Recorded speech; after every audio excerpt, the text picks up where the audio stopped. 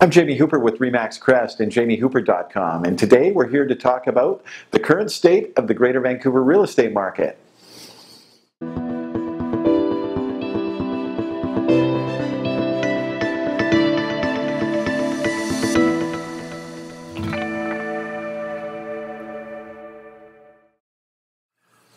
So before we get started, we'd just like to ask you if you enjoy these videos and you find them useful, we would really appreciate it if you'd either click the thumbs up button or subscribe to our YouTube page. So now let's talk about what happened in the month of November. We continued our softening trend all around the Greater Vancouver Regional District. Sales were 35% below the 10-year average for November. It's also the slowest November we've had on record since 2008, which was right in the middle of the U.S. banking crisis. So there's not any specific reason that's causing this. It's more like the accumulation of several different things. We've got, the price of oil is a problem. Tariffs on steel and aluminum, Canadian debt levels at all-time highs, and that's combined with the same time that when wages for the average Canadian aren't increasing as well. We've got all kinds of government intervention with foreign buyers taxes, vacant home taxes, speculation taxes, increased property transfer taxes, and the latest thing to come out in the last week or so is we've got money laundering issues. Who knows how much that's affecting the market or what kind of long-term effect that's going to have on the market. The biggest thing we've got from the government end of it is we have rising interest rates. Rates have already gone up 5 times in the last 18 months, and they're expected to go up 3 or 4 more times in 2019. The current Bank of Canada rate as we speak is 1.75%, and the bank they've stated that they want to get it up to a 2.5 to 3.5% rate. So what effect is this going to have on home buyers? So let's talk a little bit about the stress test that was implemented at the beginning of 2018 and what that's done to buyers. So as you can see from the graph behind us here, in June of 2017, you qualified at a rate of 2.74%. So if you had a family income, and we're just using $100,000 because it's a nice round number, and you qualified at 2.74% with 20% down, you could purchase a home for $900,000. Well, that all changed. Like I say, that was in June of 2017.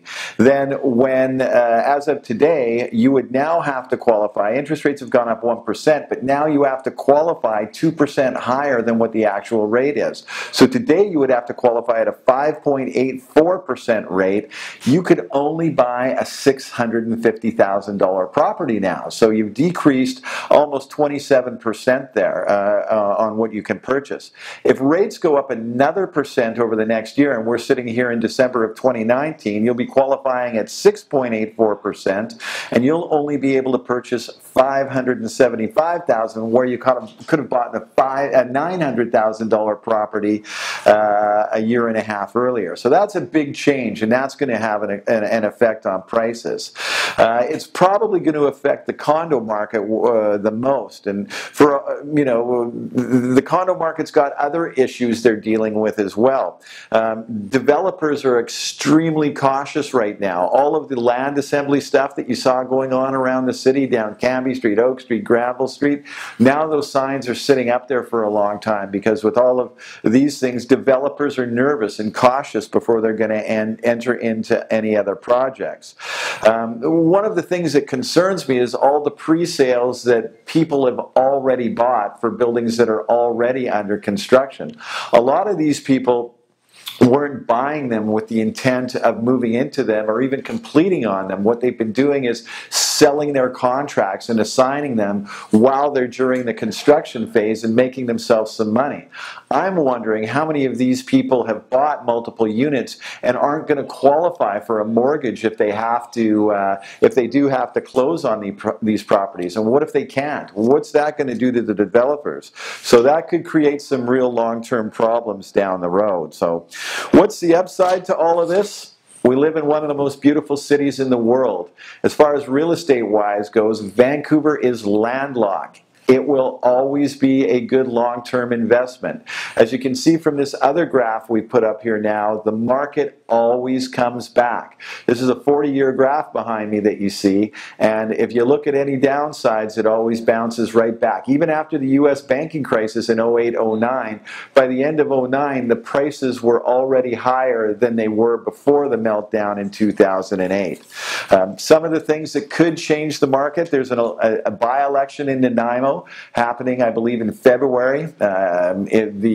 Some of the early polls I've seen show that the Liberals are actually neck and neck with the NDP in a long-time NDP riding. So if the Liberals did take power, that could have some positive effect on the market, in that it would it'll give the developers a more optimistic look at the long-term view of the Vancouver market, I'm sure. So that's it for this month. I'm Jamie Hooper with Remax Crest and jamiehooper.com. If you get any value from these videos that we do, we'd really appreciate you liking or hitting the thumbs up or subscribing to our YouTube page. Look forward to speaking with you next month.